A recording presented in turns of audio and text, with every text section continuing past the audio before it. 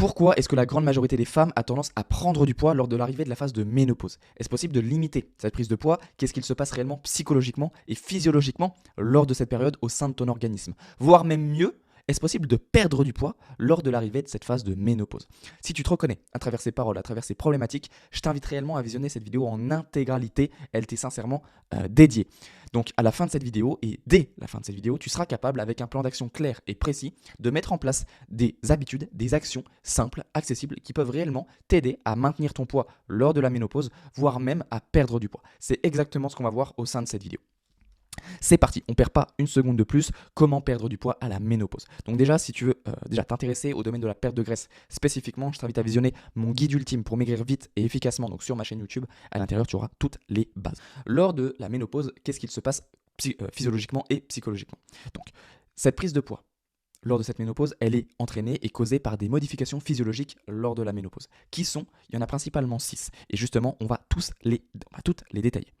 La première des choses donc, qui va entraîner cette prise de poids, ça va être la chute des oestrogènes. C'est le premier facteur physiologique qui se passe au sein de ton organisme. Cette chute des oestrogènes va, elle, entraîner une diminution de tes dépenses énergétiques au repos. Donc, elle peut diminuer ton métabolisme de base, premièrement. Donc, qui dit diminution des dépenses énergétiques de l'organisme, dit forcément un déficit calorique plus difficile à atteindre ou à tenir sur le long terme. En fait, ça veut simplement dire que tu vas diminuer le nombre de calories que tu dépenses au quotidien pour vivre. Voilà, c'est simplement ça que ça signifie. La deuxième des choses que peut entraîner la chute des oestrogènes, c'est que ça peut favoriser en fait la prise de graisse au niveau abdominal. Pourquoi? Lorsque tu vas avoir une chute des oestrogènes, tu vas avoir donc une prise de graisse en fait de graisse viscérale qui peut être favorisée. Et cette prise de graisse viscérale, donc la graisse viscérale, c'est la graisse en fait qui entoure tous tes organes vitaux. Donc que ce soit tes reins, ton foie, tes poumons, ton cœur, etc., etc. La graisse viscérale en fait c'est la graisse qui entoure tes organes vitaux. Donc ces organes vitaux sont principalement dans ton haut du corps. Ils sont principalement situés dans ton haut du corps. Et donc, en prenant de la graisse autour de ces organes, tu vas forcément prendre du poids à ce niveau-là. Donc, ça peut favoriser une prise de poids au niveau abdominal. Est-ce que c'est grave? Oui, ça peut devenir réellement néfaste à ta santé, puisque la graisse viscérale, elle, est néfaste à ta santé. J'en ai fait des vidéos 100% dédiées, donc je t'invite à aller les visionner sur ma chaîne YouTube si tu en ressens le besoin et l'envie d'approfondir le sujet. Donc, c'est la première des choses qui se passe lors de la phase de ménopause, chute des oestrogènes. La deuxième chose, c'est que tu vas avoir une diminution de ta masse musculaire. Et là, c'est un point très très important. Cette diminution de ta masse musculaire, elle, va entraîner des risques immunitaires plus importants et une diminution de ta dépense calorique au repos. Ces deux points sont très importants. Comprenons bien une chose. Lorsque tu diminues ta masse musculaire, donc lorsque tu perds de la masse musculaire, tu vas automatiquement diminuer tes capacités immunitaires puisque en réduisant ta masse musculaire, tu vas réduire en fait le pourcentage en fait de masse musculaire, donc de masse maigre au sein de ton organisme et donc perdre des acides aminés. Et oui, la masse musculaire en fait c'est la principale réserve d'acides aminés au sein de ton organisme. Donc qui dit diminution des réserves en acides aminés, dit diminution des capacités immunitaires. Pour faire très simple, ton système immunitaire, tes capacités immunitaires, donc tes globules blancs, elles sont très friands de ces acides aminés présents dans tes muscles. Donc si tu perds de la masse musculaire, tu perds automatiquement des acides aminés. Et donc si tu perds des acides aminés, les globules blancs, elles, sont moins servies. Elles ont moins de ressources d'acides aminés. En ayant moins de ressources d'acides aminés, forcément tes capacités immunitaires sont légèrement, voire de façon plus ou moins importante, diminuées de façon plus ou moins importante. Pardon. Donc j'espère que tu as compris. J'ai essayé de m'exprimer assez simplement pour que tu puisses comprendre. C'est vraiment de façon résumée, mais comme ça tu peux vraiment comprendre. Donc qui dit diminution de la masse musculaire dit automatiquement diminution légère ou de façon plus ou moins importante de tes capacités immunitaires. Okay. Ensuite, ça va forcément diminuer, encore une fois, en plus lié à la chute des oestrogènes, diminuer ta dépense calorique au repos. Pourquoi ? Une masse musculaire importante au sein de ton organisme demande beaucoup de calories pour être maintenue. Donc, qui dit diminution de ta masse musculaire dit automatiquement diminution du total calorique en fait nécessaire pour maintenir cette masse musculaire. C'est logique. Moins tu as de masse musculaire, moins tu dépenses de calories pour maintenir cette masse musculaire. Et plus tu as de la masse musculaire, plus tu dépenses des calories pour maintenir cette masse musculaire. Ce sont les deux premiers facteurs physiologiques qui se passent et qui peuvent causer une prise de poids lors de ta phase de ménopause. La troisième chose, ça va être en fait simplement une perturbation au niveau de la sensibilité à l'insuline. Donc, cette perturbation au niveau de ton insuline, de ta sensibilité à l'insuline principalement, ça va en fait causer quel problème? Principalement une augmentation de fringales. Et cette augmentation de fringales, c'est vrai que j'aurais pu, hop, on va plutôt mettre comme ça, cette augmentation de fringales et supprimer ce point. Voilà. Et cette augmentation de fringales va forcément entraîner une consommation d'aliments sucrés plus importante. Pourquoi? Il faut comprendre en fait comment fonctionne ta glycémie. La glycémie, c'est ton taux de sucre dans le sang, ok? Donc, quand tu vas avoir une insuline qui va être sécrétée de façon plus ou moins importante par ton pancréas, donc ta glycémie, elle, va chuter. Donc l'insuline, elle, permet à ta glycémie qui était trop haute, donc ton taux de sucre dans le sang qui était trop haut, de retrouver des valeurs normales au niveau sanguin. Ok. Sauf que ton pancréas, lui, a sécrété de l'insuline de façon trop importante. Donc, qu'est-ce qui va se passer? Ta glycémie va chuter plus bas que les valeurs normales. En étant trop bas, ce qu'on appelle tu es en donc tu es en ce qu'on appelle, j'inverse les mots, donc tu es en ce qu'on appelle hypoglycémie, et en étant en hypoglycémie, tu as besoin de sucre rapidement pour remonter ta glycémie. Et donc, c'est ce qu'on appelle une fringale. Une fringale, c'est ni plus ni moins qu'une hypoglycémie. Donc quand tu es en fringale, tu vas avoir tendance à consommer des aliments sucrés, voire même très sucrés, et ce de façon impulsive, car tu as besoin de sucre instantanément pour remonter ta glycémie. Donc forcément, en consommant des aliments sucrés de façon plus ou moins importante, tu vas apporter des calories supplémentaires. Donc tu vas manger plus. Et on l'a vu, pour l'instant, tu diminues tes dépenses caloriques via la chute des oestrogènes, via la diminution de la masse musculaire, et tu augmentes ton apport calorique via certaines perturbations au niveau insulinique. Ok. Donc ensuite, le quatrième point qui va se passer, c'est potentiellement une perturbation au niveau du sommeil. Le sommeil en soi n'impacte pas directement une prise de poids, mais de façon indirecte. Regarde, je vais t'expliquer. Donc, lorsque tu as un sommeil perturbé, il va se passer trois choses. Principalement, tu vas être fatigué. C'est la première des choses qui se passe.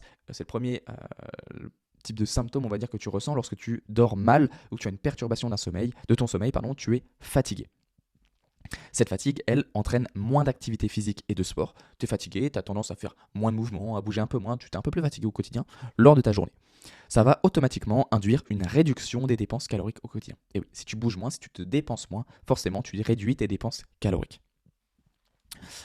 Ensuite, donc, une perturbation au niveau du sommeil va entraîner une dérégulation au niveau hormonal, surtout concernant la leptine et la gréline. Donc, pour t'expliquer de façon un petit peu résumée, que tu comprennes réellement comment ça se passe au sein de ton organisme, la diminution de la leptine, donc la leptine c'est l'hormone de la satiété, en fait ça va réduire ta satiété, ton niveau de satiété.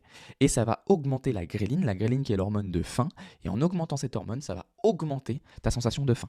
Donc si on diminue ton niveau de satiété, ok, et qu'on augmente ton niveau de faim, ta sensation de faim, en fait, ça va automatiquement te perturber un petit peu au niveau des repas. Tu vas avoir faim un peu n'importe quand, tu vas avoir plus faim à un moment normalement trop tardif, tu vas avoir un niveau de rassasiement trop tardif, etc., etc. Également, un sommeil perturbé, lui, entraîne une diminution de tes capacités émotionnelles. Je pense que tu t'en doutes, lorsque tu dors mal, tu t'es certainement déjà rendu compte que émotionnellement, tu étais un peu plus instable. Tu avais peut-être potentiellement plus tendance à pleurer plus facilement, tout du moins être plus sur les émotions, être plus sur les nerfs, à t'énerver plus facilement, voire même à être euphorique beaucoup plus rapidement qu'habituellement. Donc, tout ça, c'est une diminution en fait des capacités émotionnelles. Et cette diminution de capacité émotionnelle, qu'est-ce que ça peut entraîner au niveau de ta prise de poids? Ça peut entraîner un risque de craquage émotionnel sur de l'alimentaire, sur de la nourriture et d'un manque de contrôle en fait au niveau alimentaire plus important. Donc forcément entraîner une augmentation de ton total calorique. C'est exactement ce que je mets. Si tu veux aller plus loin un petit peu et que je t'explique un peu plus en détail le phénomène d'un manque de sommeil sur la prise de poids, je t'invite à visionner ma vidéo YouTube juste ici. Tu verras, elle t'explique ce que je t'expliquais là, mais de façon un peu plus détaillée. Revenons sur ta ménopause. Donc on a vu les 4 premiers points qui se passaient. Le 5e point, ça va être une augmentation du cortisol. Alors, cette augmentation du cortisol peut se faire naturellement déjà rien que par la ménopause, mais elle peut également être causée par le stress de l'âge. En fait, quand tu arrives à la ménopause, psychologiquement, il peut y avoir beaucoup de stress lié à des incertitudes, lié à un changement au niveau de ton organisme, au niveau hormonal, etc., etc. Ce stress, lui, peut augmenter ton niveau de cortisol. Et ce haut niveau de cortisol, lui, risque de perturber ton sommeil. Donc, en perturbant ton sommeil, on revient à tout ça. On revient à toutes ces problématiques liées à un sommeil perturbé qui peut diminuer tes capacités émotionnelles, dérégler un petit peu tes apports, tes sensations de faim, satiété, etc. Donc augmenter tes apports caloriques.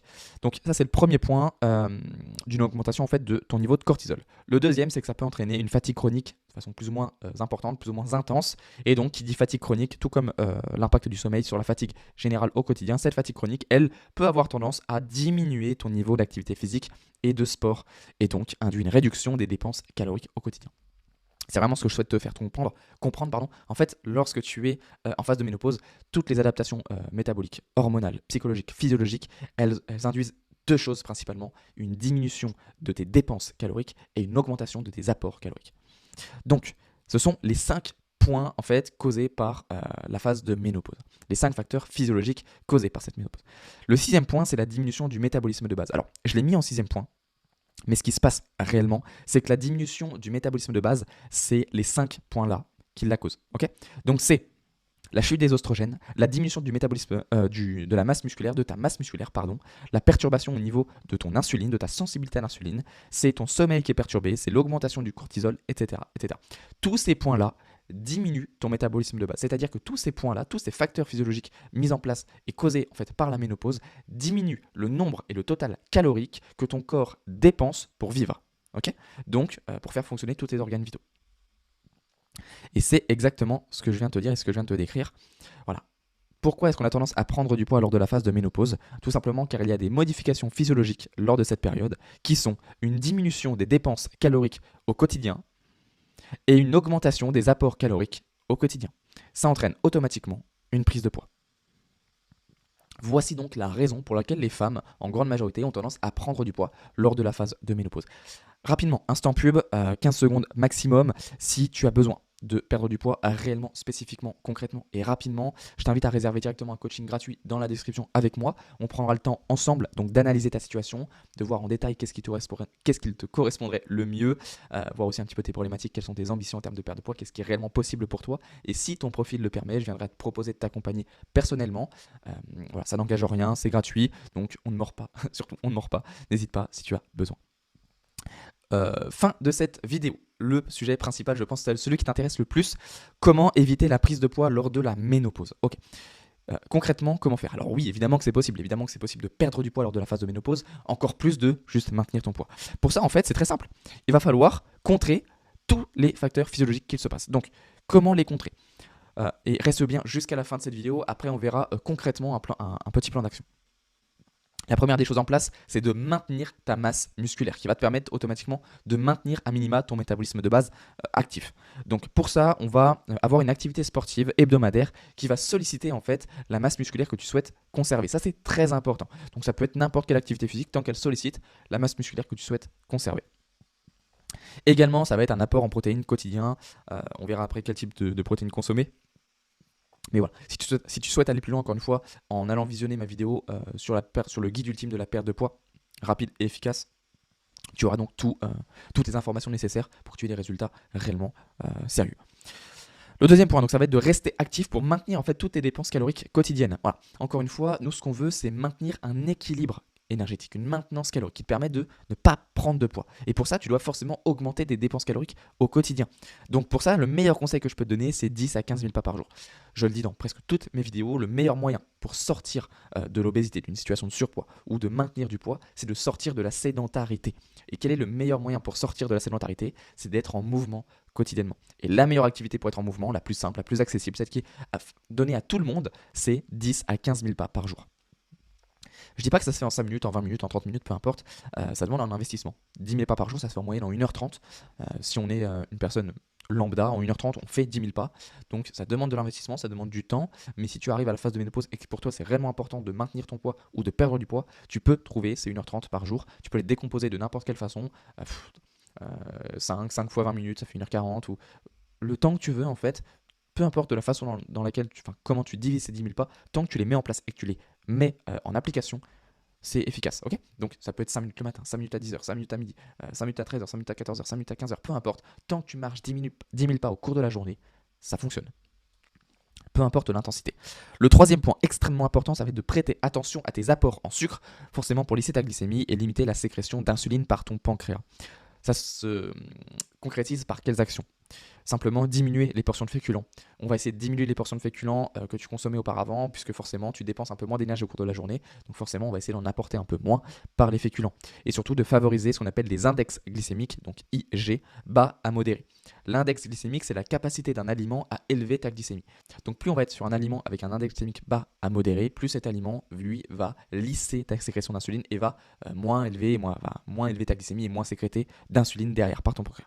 Donc on va favoriser vraiment ces types d'aliments, on verra juste après lesquels tu peux consommer.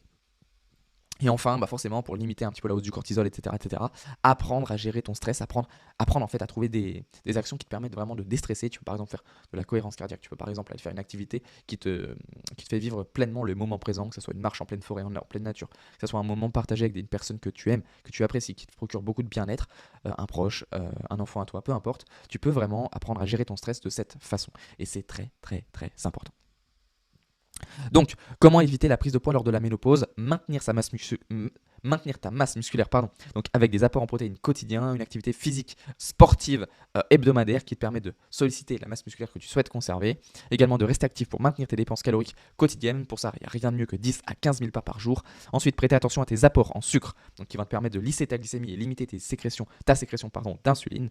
Pour ça, diminue tes portions de féculents et favorise des index glycémiques bas à modérés. Et enfin, apprends à gérer ton stress, à diminuer ton stress et à relativiser aussi sur certains points. Maintenant, en fin de vidéo, on y arrive. On va voir un cas pratique concrètement. Qu'est-ce que tu peux mettre en place dans ta vie, dans ton quotidien, dès maintenant. Encore une fois, tu peux aller visionner le guide ultime pour maigrir vite et efficacement qui t'explique en détail comment perdre du poids. Sinon, en pratique, donc première étape, aller marcher 10 000 pas par jour. Deuxième étape, aller faire 2 à 3 activités sportives par semaine qui vont solliciter ta masse musculaire que tu souhaites conserver spécifiquement. Deuxième point, on va limiter l'alcool. 1 à 2 verres maximum par semaine. En limitant l'alcool et en allant marcher 10 000 pas par jour, dans la grande majorité des cas, tu vas maintenir ton poids, ça devrait suffire. Maintenant, si on souhaite aller encore plus loin, on va limiter tous les produits sucrés. Donc les bonbons, les sucreries, les confiseries, l'excès de féculents, les jus de fruits, etc. Quand je dis limiter, je ne dis pas forcément supprimer à 100%. L'idée, c'est d'y aller progressivement en fonction de tes habitudes, en fonction de tes préférences alimentaires, etc. Toujours personnaliser un petit peu les conseils. Donc vraiment, vas-y progressivement. Si vraiment tu es déterminé, tu es motivé, tu peux y aller un peu plus sérieusement en diminuant de façon plus ou moins importante. Ensuite, on va essayer de consommer des protéines maigres tous les jours. Donc ça peut être de la dinde, donc du filet de dinde, du filet de poulet, du poisson blanc, du colin, du cabillaud, etc. Les protéines maigres, encore une fois, vont te permettre de maintenir ta masse musculaire, d'avoir un effet satiétogène non négligeable et surtout aussi d'apporter des protéines très importantes pour tes capacités immunitaires. Et enfin, être à maintenance calorique 7 jours sur 7. Et oui, si tu veux maintenir ton poids, la seule solution en fait, c'est d'être à maintenance calorique, donc c'est-à-dire apporter autant de calories par l'alimentation que ce que tu dépenses par ton mouvement, par tes dépenses énergétiques au quotidien, aller au sport, la vie, le fonctionnement de tes organes vitaux, etc. Donc être en maintenance calorique. Et si tu souhaites perdre du poids, être en ce qu'on appelle déficit calorique. Mais pour ça, je t'invite encore une fois à visionner cette vidéo en intégralité. On arrive à la fin de cette vidéo. Pour te résumer rapidement, donc lorsque tu arrives à la phase de ménopause, il y a des modifications physiologiques qui sont ces 6 points spécifiquement. Ces 6 points, eux, vont entraîner une diminution de tes dépenses caloriques au quotidien, une augmentation de tes apports caloriques quotidiens, entraînant automatiquement une prise de poids. Et oui. Et comment faire pour éviter cette prise de poids? Très simple, maintenir ta masse musculaire au quotidien, rester actif pour maintenir tes dépenses caloriques, prêter attention à tes apports en sucre pour lisser ta glycémie, limiter la sécrétion d'insuline et apprendre à gérer ton stress. On a ici le petit cas pratique. Donc on arrive à la fin de cette vidéo, j'espère qu'elle t'a été sincèrement utile, que tu as appris des choses, que je t'ai réellement apporté de la valeur. C'est tout mon cœur que je mets à l'intérieur de ces vidéos pour réellement t'aider au quotidien. Donc j'en suis certain, tu as appris des choses. Et si tu n'as pas appris des choses, tu as certainement fait un bon rappel qui certainement, j'en suis sûr, te permettra de maintenir le poids ou d'avoir de beaux résultats.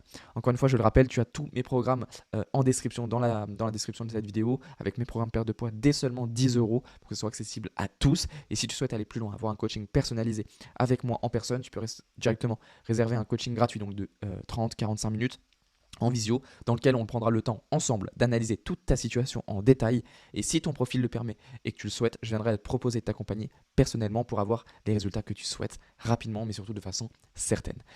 Écoute, je te dis à très vite dans une prochaine vidéo. Dis-moi ce que tu en as pensé en commentaire. Pose-moi tes questions en commentaire. On va bientôt passer les 10 000 abonnés sur cette chaîne YouTube. C'est formidable, j'en suis ravi. Et je tenais sincèrement à te remercier. Car pour moi, c'est une réelle passion de te partager toutes mes connaissances, toute ma passion de la santé, de la nutrition, de la perte de poids, mais surtout de pouvoir t'aider. Donc n'hésite pas à me dire un peu ce que tu en as pensé en commentaire. Propose-moi des idées de vidéos, des sujets qui te tiennent à cœur, dont tu aurais réellement besoin de conseils, d'aide, qui pourraient aider aussi un maximum de monde. Sur ce, je te dis à très vite dans une prochaine vidéo. C'était Théo. Allez, ciao, ciao.